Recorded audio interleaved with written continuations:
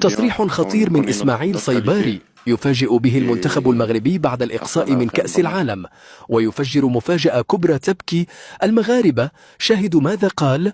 ولكن قبل أن نبدأ، لو أنت محب وعاشق للمنتخب المغربي والنجم إسماعيل صيباري فيرجى الإعجاب بهذا الفيديو، واكتبوا في التعليقات ديما مغرب، ولا تنسوا أن تعطروا أفواهكم بذكر الله والصلاة والسلام على رسولنا الكريم صلى الله عليه وسلم. من ناحية أخرى، سأل صحفي مجلة سبورت بيلد الألمانية النجم المغربي إسماعيل صيباري عن شعوره الحقيقي وكواليس ليلة الإقصاء الحزينة بعد خسارة أسود الأطلس أمام المنتخب الفرنسي في ربع نهائي المونديال. فحرك صيباري رأسه بأسى وقال: أنا حزين للغاية، بل إن قلبي يعتصر ألما وينزف دموعا من الداخل، لأن المنتخب المغربي غادر البطولة بهذه الطريقة القاسية، وكنت في قمة الإحباط لأنني لم أشارك في هذه المباراة التاريخية.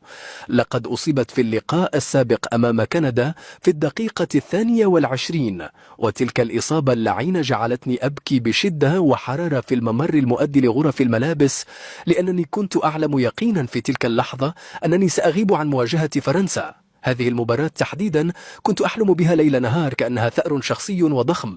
فقد بكيت بكاء شديدا ومريرا عندما هزمتنا فرنسا في كأس العالم بقطر، وكنت أنتظر هذه المواجهة بفارغ الصبر لأرد الدين في الملعب وأثبت للعالم قوتنا. وكان لدي تحد وصار شديد وعزيمة حديدية ضد المنتخب الفرنسي، لكن الإصابة اللعينة سرقت مني حلمي الكروي الكبير.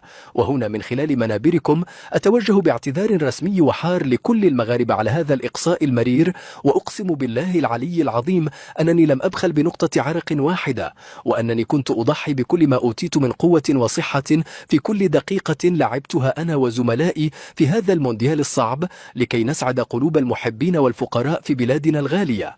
ثم انتقل صحفي الجريدة الألمانية في حديثه ليسأل إسماعيل صيباري عن طفولته القاسية والمعاناة الجسدية التي سبقت دخوله عالم الاحتراف، وكيف وصفه الإعلام بالمعجزة الحية. فرد النجم المغربي بملامح جادة وقال: عندما ولدت في إسبانيا عام 2001 كانت الصدمة مرعبة لعائلتي البسيطة، حيث أخبر الأطباء والدي بصريح العبارة أنني أعاني من تشوه خلقي حاد والتواء شديد في قدمي نحو الداخل، وأكدوا لهما بلهجة قاطعة أنني لن أتمكن من المشي بشكل طبيعي طوال حياتي، وسأظل عاجزا تماما. عشت طفولتي المبكرة محروما من أبسط حقوق الطفولة، حيث أجبرت على ارتداء أجهزة حديدية صلبة ومقومات تقويمية مؤلمة للغاية لسحب العظام وتعديل مسار القدمين، وظللت على هذا الحال المرير حتى سن السادسة دون أن أستطيع الركض أو اللعب كباقي الأطفال في الحي. وكانت الأوجاع والآلام والدموع لا تفارق جسدي الصغير أبدا، لكن عائلتي لم تستسلم لقسوة الظروف ولهذا الحكم الطبي الصعب. وكان والدي حسن صيباري يرى في مشروع رجل قوي لا ينكسر، فواصل الليل بالنهار وعمل في البناء ليوفر مصاريف العلاج الطبيعي الشاق وجلسات التصحيح المؤلمة في المستشفيات الإسبانية والبلجيكية. إن تلك البداية المؤلمة التي انطلقت من حافة العجز التام والجلوس على كرسي متحرك هي التي صنعت شخصيتي الصلبة داخل المستطيل الأخضر اليوم، وجعلتني صامدا لكي أحقق أحلامي الكبرى في أوروبا، التحدي الصعب والجميل والممتع دائما في مسيرتي القادمة. وفي سياق متصل، سأل الصحفي الألماني إسماعيل صيباري عن علاقته بوالدته وسر اللقطة الشهيرة التي تصدرت وسائل الإعلام العالمية عندما ركض نحوها في المدرجات واحتضنها باكيا بحرارة. فرد صيباري بنبرة يملأها الفخر والامتنان: أمي هي البطلة الحقيقية والسر الأعظم وراء وجودي هنا اليوم.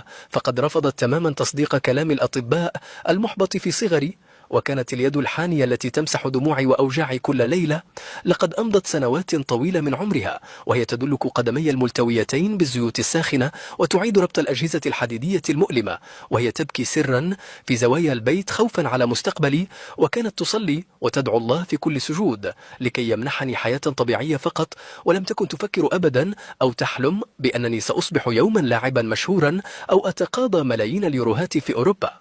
عندما انتهت المباراة وضمننا التأهل التاريخي في المونديال لم أتمكن من السيطرة على مشاعري، وركضت نحو المدرجات دون وعي لألقي بنفسي في حضنها الدافئ وأبكي كطفل صغير، لأنني في تلك اللحظة المجنونة كنت أرى وجهها المتعب في المستشفيات قديما، وأردت أن أقول لها أمام الكاميرات والملايين: انظري يا أمي، هذا هو طفلك المشلول الذي تضرعت لأجله، لقد رفع رأسك اليوم أمام العالم كله بفضل دعائك المستجاب ودموعك الصادقة الغالية الحبيبة على قلبي وروحي دائما وأبدا في كل وقت وحين.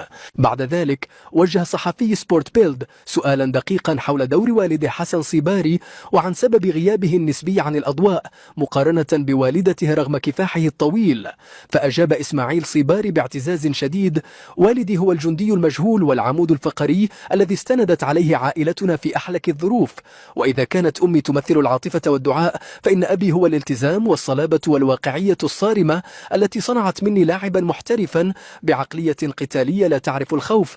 أتذكر جيدا عندما ضربت الأزمة الاقتصادية القاسية إسبانيا في عام 2007 وفقد والدي عمله، كيف اتخذ قرارا شجاعا ومصيريا بنقلنا جميعا إلى بلجيكا في مغامرة مجهولة من أجل توفير بيئة تعليمية ورياضية أفضل لي ولشقيقي أكرم. كان يستيقظ في الفجر البرد القارس ليعمل في مهنة البناء الشاقة وتحت الظروف الجوية القاسية، وعندما كنت أتكاسل في مراهقتي عن الذهاب إلى التدريب بسبب التعب كان ينظر في عيني بحدة ويقول لي: يا إسماعيل، أنا أحفر في الصخر وأحمل الأثقال لأمنحك فرصة لم أجدها في شبابي، فلا تضيع تضحياتي عبثا.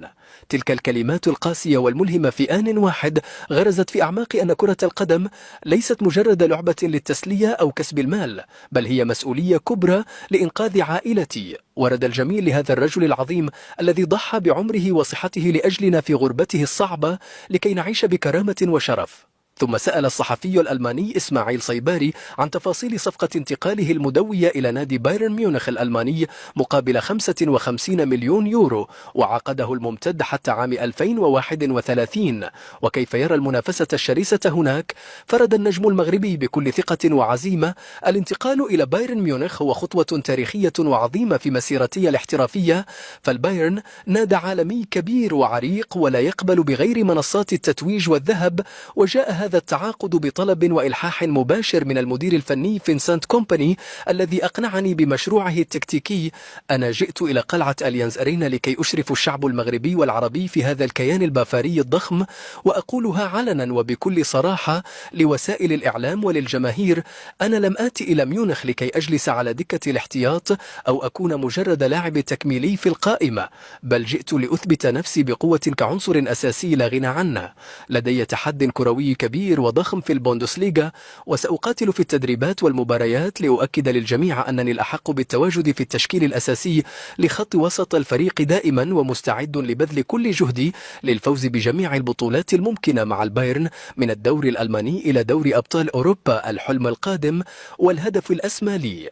القيمة المالية الكبيرة لصفقتي لا تشكل أي ضغط كبير علي، لأنني أثق في إمكانياتي وقدراتي الفنية للعب أساسيا وإسعاد الجماهير البافارية العريضة. وفي الختام يا أصدقائي ومتابعين الكرام، شاركونا بآرائكم وتوقعاتكم في التعليقات أسفل هذا الفيديو. هل ترون أن غياب النجم إسماعيل صيباري بسبب الإصابة كان السبب الرئيسي وراء خسارتنا أمام فرنسا؟ وهل سينجح في فرض نفسه كالنجم الأول مع بايرن ميونخ الألماني؟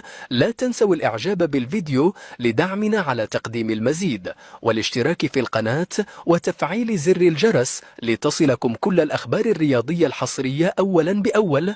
شكرا لكم على حسن المتابعة، والسلام عليكم ورحمة الله وبركاته.